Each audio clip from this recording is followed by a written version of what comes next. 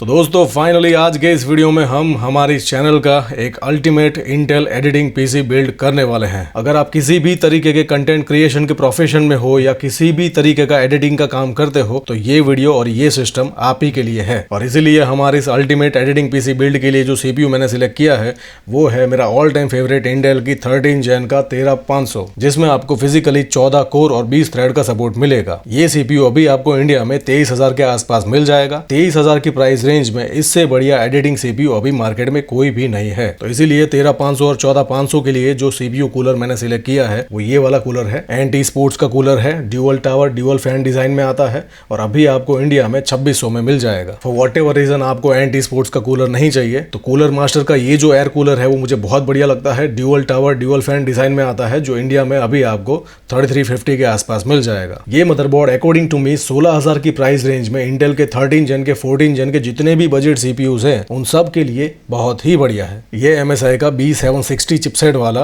Wifi वाला DDR4 memory वाला motherboard है। और अगर मैं DDR4 वर्सेस DDR5 मेमोरी की बात करूं स्पेशली एडिटिंग वर्कफ्लो में तो DDR5 मेमोरी लगाने से ज्यादा पैसे इन्वेस्ट करने से रियल लाइफ में प्रैक्टिकल वर्ल्ड में कोई भी एडवांटेज है नहीं। तो वो जो पैसे आप एक्स्ट्रा डाल रहे हो DDR5 मेमोरी के साथ जा रहे हो, उसके लिए मदरबोर्ड भी अलग से परचेज कर रहे हो, उसका आपको रियल लाइफ में कोई भी एडवांटेज मिलता नहीं है। तो उन पैसों को आपको सीधा सीधा जीपीयू में इन्वेस्ट करना चाहिए ताकि आपको एक बेटर परफॉर्म करने वाला सिस्टम मिले। अब रैम में मैंने सिलेक्ट की है जी स्किल की ये वाली 32 GB की रैम किट, 16 GB के 2 मॉड्यूल है, DDR4 मेमोरी है, 3600 मेगाहर्ट्ज पे चलती है और CL18 की लेटेंसी है जो अभी आपको इंडिया में डील में होने की वजह से 8850 में मिल जाएगी। वैसे जी स्किल की रैम बहुत ही बढ़िया होती है लेकिन फॉर वॉट एवर रीजन आपको वो रैम किट नहीं परचेज करनी है तो आप इस रैम किट के साथ भी जा सकते हैं। सेम रैम किट है टीम ग्रुप की 32 GB की, 16 GB के 2 मॉड्यूल, 3600 मेगाहर्ट्ज पे चलती है, CL18 पे चलती है और अभी आपको इंडिया में 8900 के आसपास मिल जाएगी। अगर आप चाहें तो इसके व्हाइट वाले वर्जन के साथ भी जा सकते हैं और अगर आप चाहें तो उसके ये वाले वेरिएंट के साथ भी जा सकते हैं जो अभी आपको सेम प्राइस में मिल जाएगा। और अगर आपको रैम में थोड़े से और पैसे सेव करने हैं तो 3600 मेगाहर्ट्ज की बजाय आप 3200 मेगाहर्ट्ज वाली रैम किट के साथ भी जा सकते हैं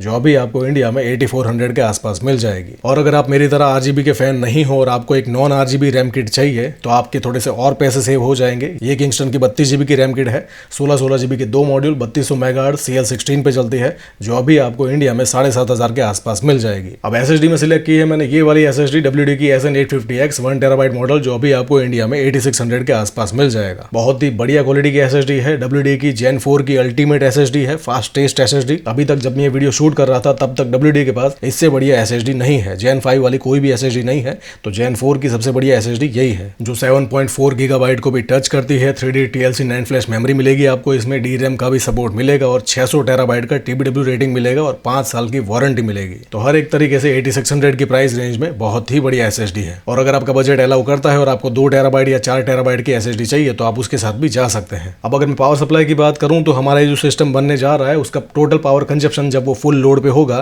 तब 600 वाट प्लस होगा तो हमें मिनिमम 650 वाट का पावर सप्लाई लगाना पड़ेगा। तो ये जो पावर सप्लाई है डीप कूल का 650 वाट का 80+ स्टैंडर्ड है जो अभी आपको 4000 में मिल जाएगा। और अगर आपको उसी का ही 650 वाट का 80+ ब्रॉन्ज वाला वर्जन चाहिए तो अभी आपको इंडिया में 4800 के आसपास मिल जाएगा। अब कैबिनेट के लिए मैंने सिलेक्ट किया है Zebronics का ये वाला कैबिनेट। नॉर्मली जो टावर केस आते हैं उससे हट के ये क्यूब शेप का केस है। अब जो क्यूब फॉर्म फैक्टर वाले जो केस हैं वो धीरे धीरे मार्केट में अब पॉपुलर हो रहे हैं तो मुझे ये जो पर्टिकुलर केस है Zebronics का अर्गो जो अभी आपको इंडिया में 3600 के आसपास मिल जाएगा। अच्छा लगा है, डिसेंट है लुक्स के हिसाब से, प्राइस के हिसाब से भी। अगर आपको उसी का ही व्हाइट वाला वर्जन चाहिए तो आपको 100 रुपए एक्स्ट्रा देने पड़ेंगे, ये भी बहुत अच्छा लगता है। तो अब फाइनली बात कर लेते हैं हमारे GPU की यानी कि ग्राफिक्स प्रोसेसिंग यूनिट की जो कि बहुत ही इंपॉर्टेंट कंपोनेंट है एडिटिंग पीसी में। तो सारी चीजों को कंसिडर करते हुए, पूरे GPU के मार्केट को देखते हुए, हमारी जो सिस्टम की रिक्वायरमेंट है उसको कंसिडर करते हुए जो GPU मैंने सिलेक्ट किया है वो है इंटेल का Arc A770 जो कि 16 GB की VRAM के साथ आता है। अभी ये इंडिया में आपको 30 से 31,000 में मिल जाएगा। 30-31,000 की प्राइस रेंज में इससे बढ़िया एडिटिंग के लिए GPU अभी मार्केट में कोई भी नहीं है। आप सबको भी पता होगा अगर हम एडिटिंग की बात करें, कंटेंट क्रिएशन की बात करें या प्रोडक्टिविटी की बात करें, हर एक कैटेगरी में इंटेल के GPUs और CPUs नंबर 1 है। अगर हम AMD के RX 7600 की बात करें या NVIDIA के 4060 की भी बात करें, दोनों ही इससे कम प्राइस में मिल जाते हैं। 28,000 या उससे कम में दोनों ही आपको मिल जाएंगे, लेकिन परफॉर्मेंस भी कम है। प्राइस कम है तो परफॉर्मेंस भी कम है। प्लस वहां पे जो सबसे बड़ा ड्रॉबैक है वो ये है कि वहां पे सिर्फ आपको 8 GB की ही VRAM मिलती है।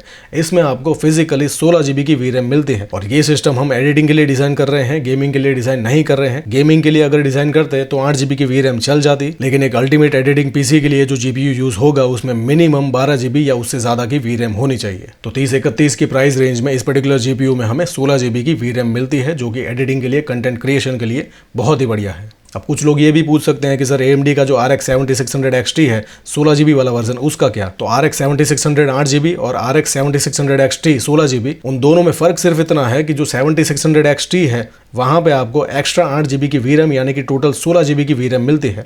उसके अलावा कोई भी फर्क नहीं है। दोनों में मेमोरी भी सेम है, GPU भी सेम है, बैंडविड्थ भी सेम है, सिर्फ मेमोरी की साइज वहां पे डबल है, जिसकी वजह से अभी उसकी मार्केट में प्राइस है 33,000 के आसपास। अगर उसका कंपेरिजन हम ARC A770 के साथ करें तो हर एक कैटेगरी में ARC A770 उस पर्टिकुलर GPU को 7600 XT को बीट करता है। प्राइस कम है, ये 31 में मिल जाएगा, वो 33 में मिलता है। परफॉर्मेंस इसका ज्यादा है। मेमोरी की जो अमाउंट है वो सेम है, इसमें भी 16 GB, उसमें भी 16 GB, लेकिन जो मेमोरी की बैंडविड्थ है वो इसकी डबल है। वो 128 बिट में आता है, ये 256 बिट में आता है। तो मेमोरी का परफॉर्मेंस भी इसका ज्यादा है, प्लस GPU का परफॉर्मेंस भी इसका ज्यादा है, प्लस प्राइस भी कम है। ठीक है, तो हर एक कंडीशन में, हर एक सिचुएशन में ये GPU उस GPU को बीट करता है और इसलिए फाइनली मैंने इसको सिलेक्ट किया है। और अगर आप लिमिटेड बजट पे हो, आप 30-31 हजार रुपए GPU में नहीं डाल सकते, आपके लिए वो ज्यादा है और आपको उससे कम पैसों में एक अच्छा एडिटिंग GPU चाहिए, तो फिर आपको जाना चाहिए NVIDIA के 3060 12 GB वर्जन के साथ। ये भी बहुत बढ़िया GPU है, बहुत अच्छा परफॉर्म करता है। 24,000 के आसपास आपको मार्केट में मिल जाएगा।